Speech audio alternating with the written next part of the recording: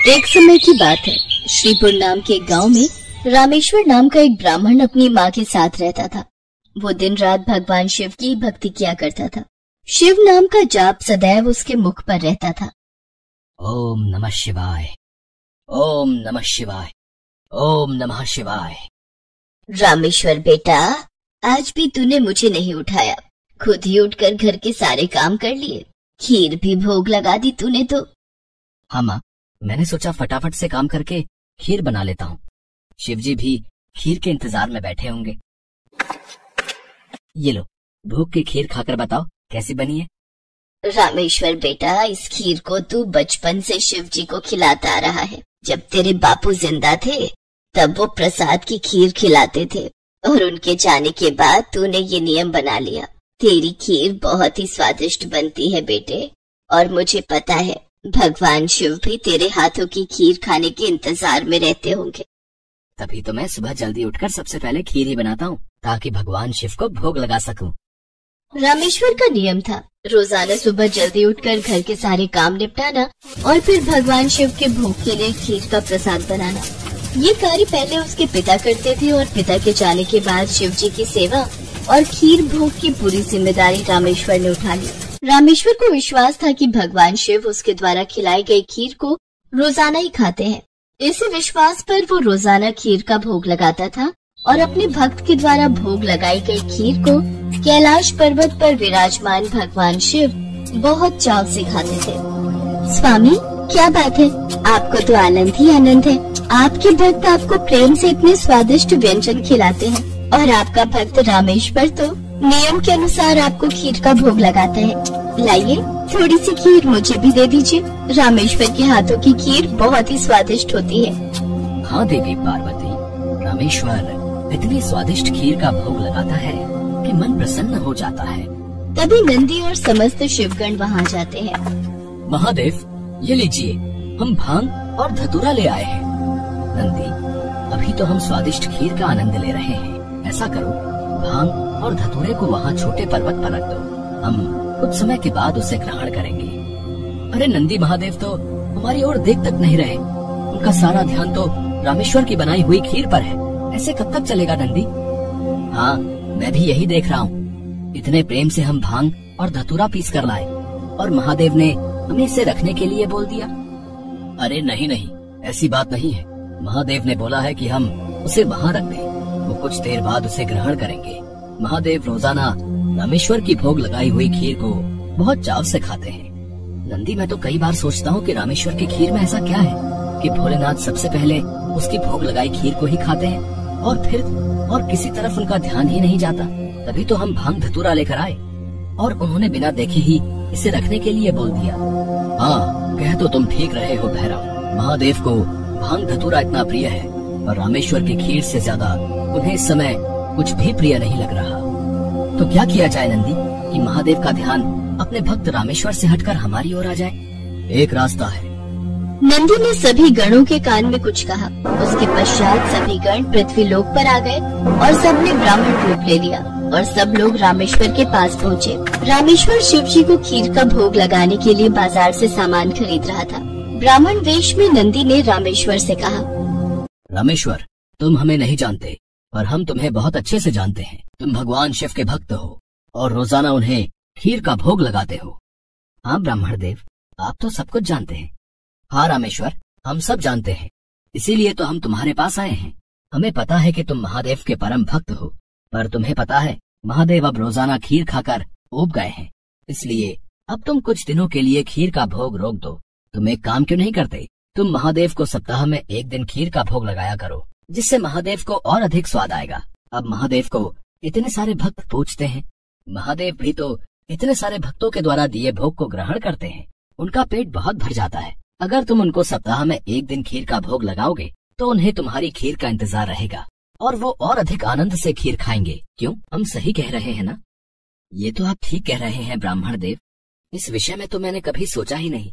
अब मैं एक काम करता हूँ, मैं सप्ताह में एक दिन ही भगवान को खीर का भोग लगाया करूंगा ताकि वो और भी भक्तों का प्रसाद ग्रहण कर सकें और फिर उन्हें मेरी खीर का बेसब्री से इंतजार रहे।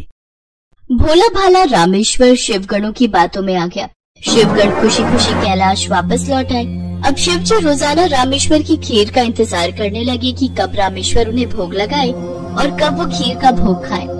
पर कुछ दिनों तक रामेश्वर ने खीर का भोग बनाया ही नहीं, तो शिवजी को खीर कहाँ से मिलती। अब सप्ताह में एक दिन रामेश्वर ने खीर का भोग लगा दिया तो शिवजी ने खीर खा ली।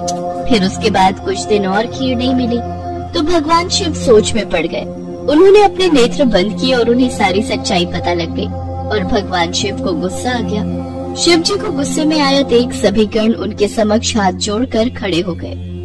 नंदी, श्रृंगी, वीरभद्र, भैरव, तुम सभी गण जानते भी हो कि तुमने क्या किया है।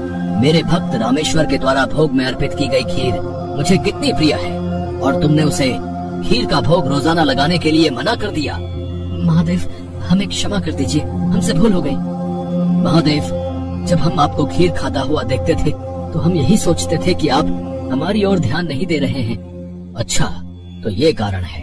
पर तुम सब ये नहीं जानते कि मेरा प्रेम अपने सभी भक्तों पर एक समान है। मैं भला तुम्हें कैसे भूल सकता हूँ। तुम तो मेरे हृदय में वास करते हो।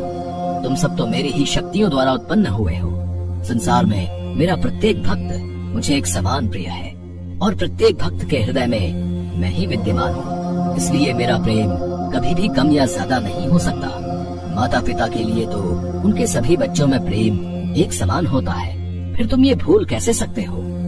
भगवान शिव की बातें सुनकर सभी शिवगण समझ गए कि उन्होंने कितनी बड़ी भूल कर दी। सचमुच महादेव का प्रेम तो अपने सभी भक्तों के लिए एक समान रहता है। इसके बाद सभी शिवगण फिर से एक बार रामेश्वर के पास गए। रामेश्वर, हमें भगवान शिव का संदेशा आया है। वो कह रहे थे कि तुम्हारी खीर इतनी स्वादिष्ट होती है कि वो सप्ताह भर की प्रतीक्षा नहीं कर सकते। सप्ताह में एक दिन भोग से उनका मन ही नहीं भरता। इसलिए उनकी आज्ञा है कि तुम रोजाना ही उन्हें खीर का भोग लगाया करो। आप सच कह रहे हैं ब्राह्मण देव? भगवान शंकर को मेरे हाथों की बनी खीर इतनी प्रिय है? ठीक है, फिर मैं रोजाना उन्हें खीर का भोग लगाऊंगा। ये सुनकर रामेश्वर बहुत खुश हुआ। अब एक बार फिर रामेश्वर रोजाना खीर बनाकर भगवान शिव को भोग लगाने लगा। अब तो समस्त शिवगण भी भगवान शिव के साथ रामेश्वर द्वारा भोग लगी प्रसाद की खीर का आनंद लेते और खूब भरपेट खीर को खाते।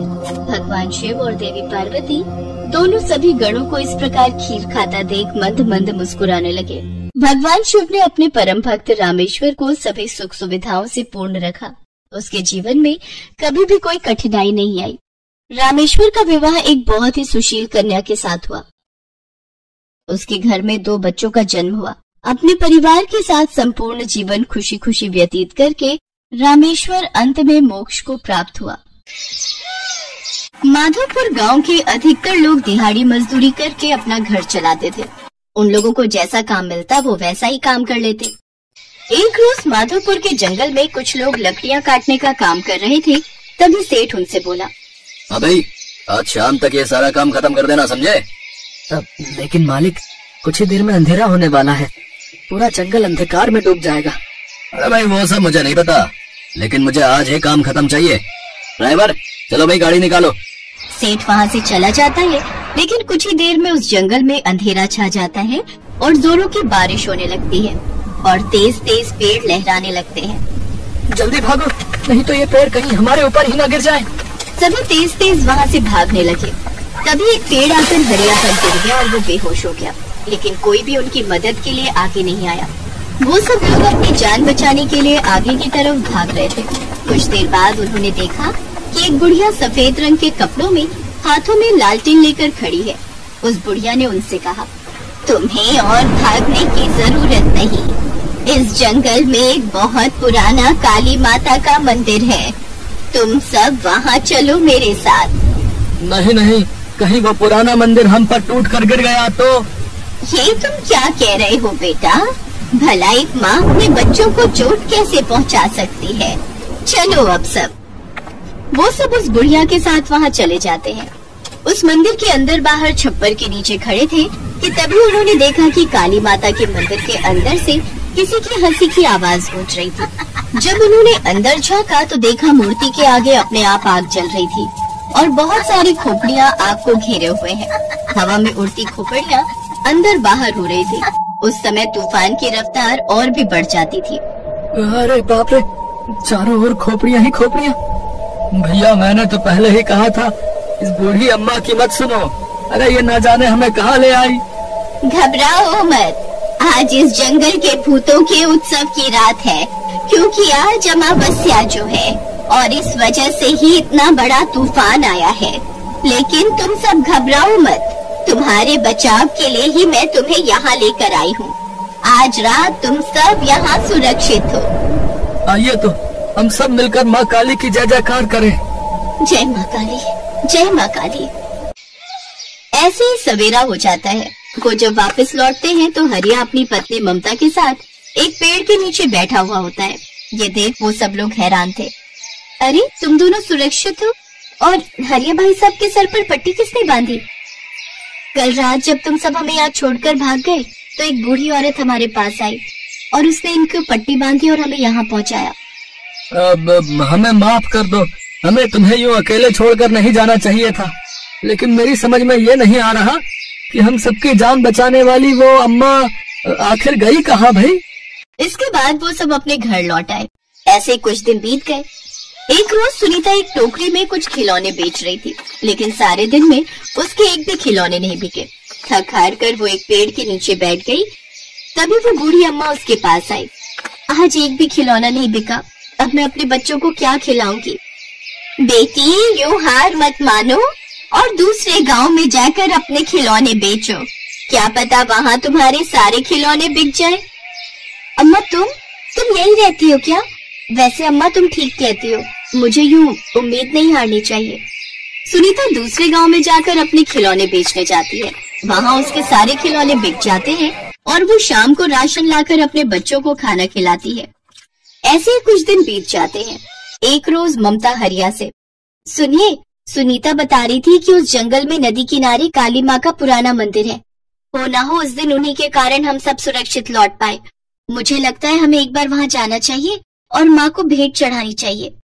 तुम ठीक कहती हो, हम कल ही चलेंगे। अगले दिन ममता और हरिया जंगल के उस काली माँ के मंदिर में जाकर माता को कुछ कपड़े और भेंट अर्पित करने जंगल में जाते हैं। लेकिन तभी उस जंगल में दो डाकू आ जाते हैं। तुम काली माँ की पूजा तो करोगे, लेकिन वो खुश तो तभी होंगी ना जब हम उनकी बलि चढ़ाएंगे। ए रंगा, पकड़ ले दोनों को। नहीं नहीं, हमें छोड़ दो। छोड़ो हमें। तभी वो बूढ़ी अम्मा वहाँ जाती है। छोड़ दो इन्हें, नहीं तो इसका परिणाम अच्छा नहीं होगा। ए बुढ़िया, जा यहाँ से, नहीं तो इनके साथ साथ तेरी भी बलि दे दूंगा, समझी? तू मेरी बात नहीं मानेगा ना, ये ले फिर। इतना कहते ही वो अम्मा एक चुड़ैल का रूप ले लेती है। इस रूप में उसे देख सभी डर जाते हैं। उन दोनों डाकुओं के आसपास खूब सारी खोपड़ियां मंडराने लगती हैं। तभी एक तेज हंसी गूंजती है और वो बुढ़िया काली माँ में प्रकट हो जाती है। ये क्या है? कभी बुढ़िया, कभी चुड़ैल और कभी काली माँ, आखिर ये है कौन? मूर्ख पापियों, मैं संसारी ऊर्जा का विभिन्न रूप हूँ। जो इंसान मुझे जिस रूप में देखना चाहता है, मैं उसी रूप में उसके पास जाती हूँ। मैं अच्छे कर्म करने वाले को अच्छा फल, गलत करने वाले को अवसर देती हूँ, लेकिन जो कोई अन्याय करता है मैं उसे दंड देती हूँ। माँ, मुझे माफ कर दो माँ। देवी माँ साक्षात हमारे समक्ष खड़ी है, हमें माफ कर दो माता। आज के बाद हम कभी कोई गलत काम नहीं करेंगे। हाँ, हमें माफ कर दो माँ। हमें भी माफ कर दो माँ, जो हम आपको पहचान नहीं पाए। इसके बाद काली माता वहाँ से अदृश्य हो गई, जिसके बाद दोनों डाकू भी वहाँ से भाग जाते हैं। फिर हरिया और ममता दोनों मिलकर काली माँ के उस मंदिर में जाते हैं और उन्हें भेंट और फूल समर्पित करते हैं।